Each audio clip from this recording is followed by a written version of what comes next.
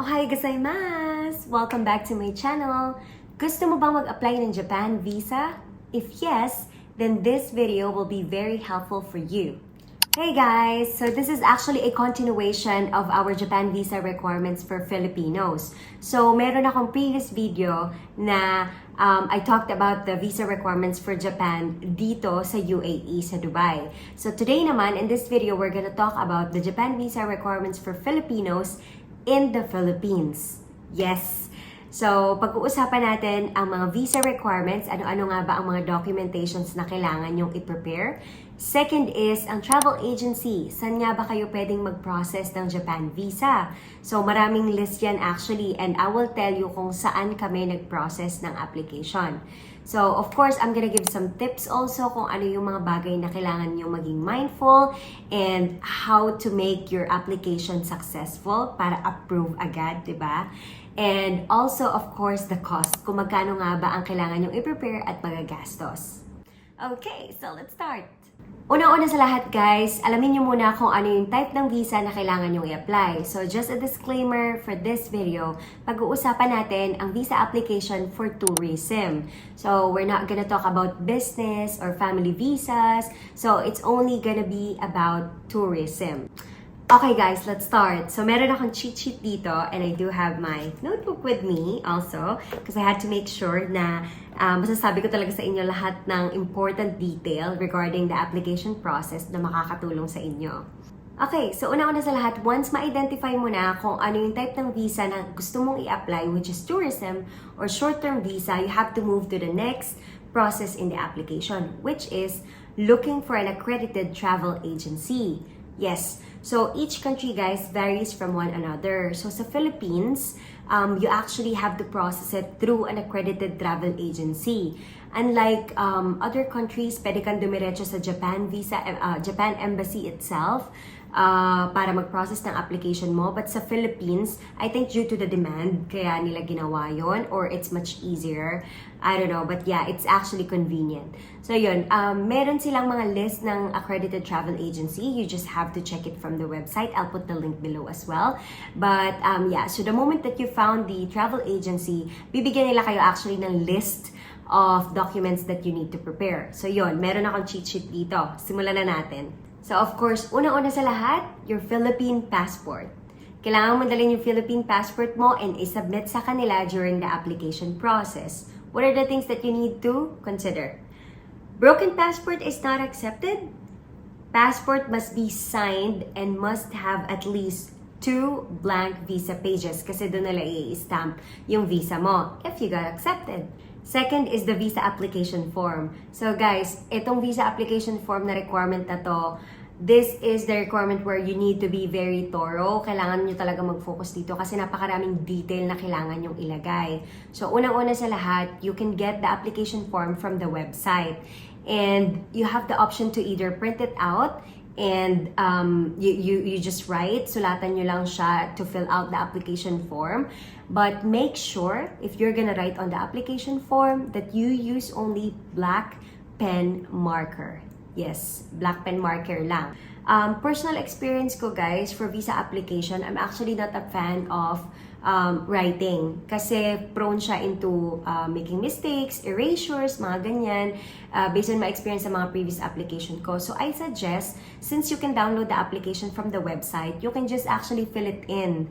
Online na lang, so sa computer na lang siya, para at least ma-review mo if lahat ng information is accurate. 'Di ba? Para to avoid erasures, and it's much neat and clean. So based here, application form should be filled out all items correctly.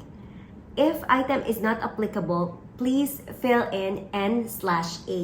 Yes, so merong mga parts sa application form guys na wala ka naman talagang dapat na ilagay or wala ka talagang sagot. So for those cases, you shouldn't leave it blank. You should write N/A.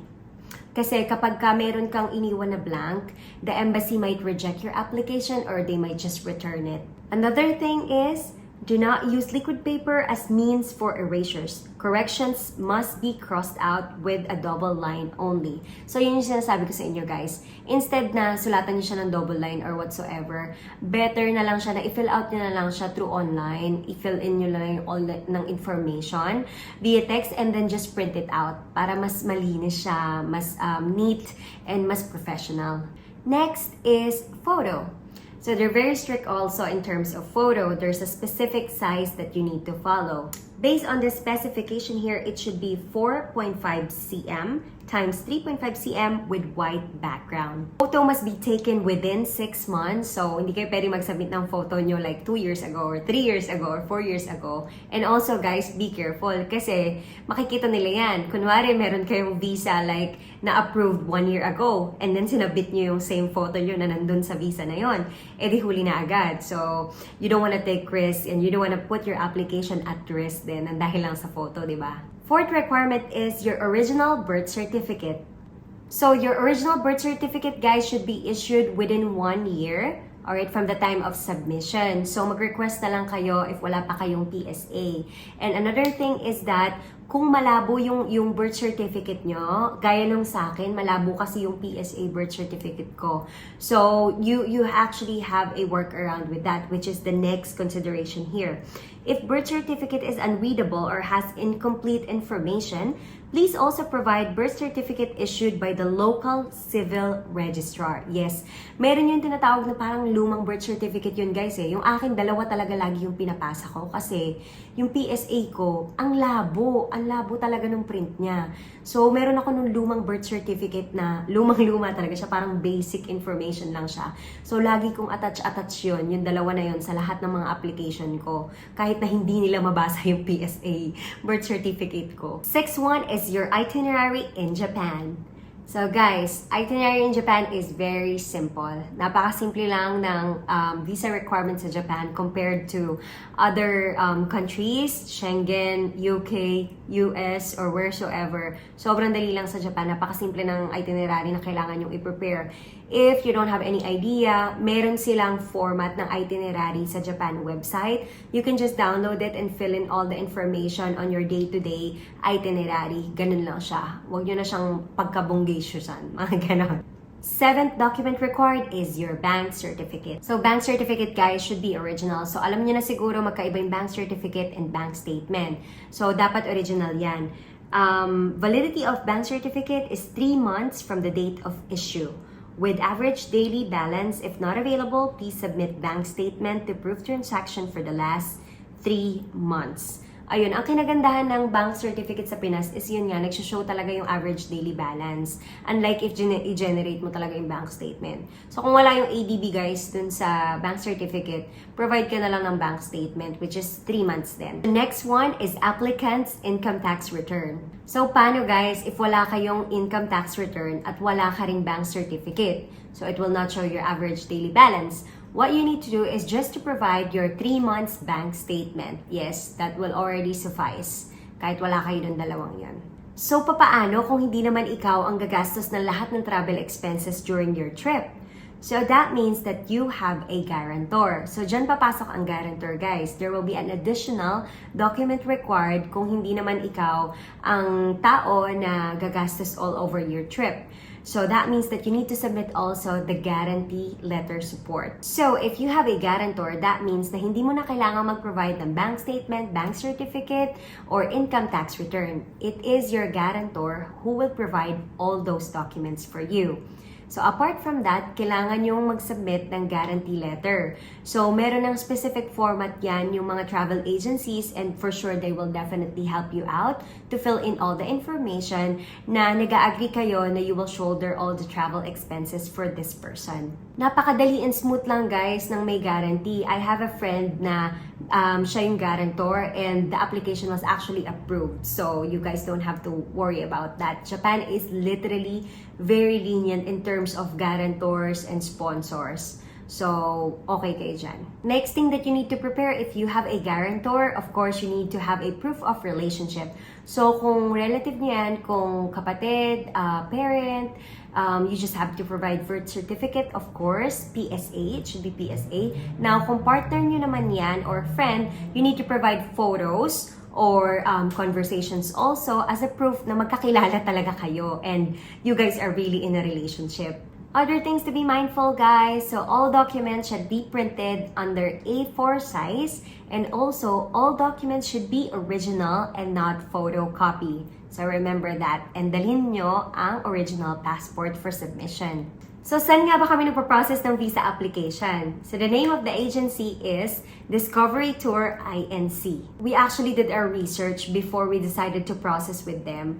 So kinagandaan dito sa Discovery Tours is that nagpa-promo sila from time to time. So, back in May, nung May na nagpa-process kami, the cost of the visa application is actually 1,000 pesos per person.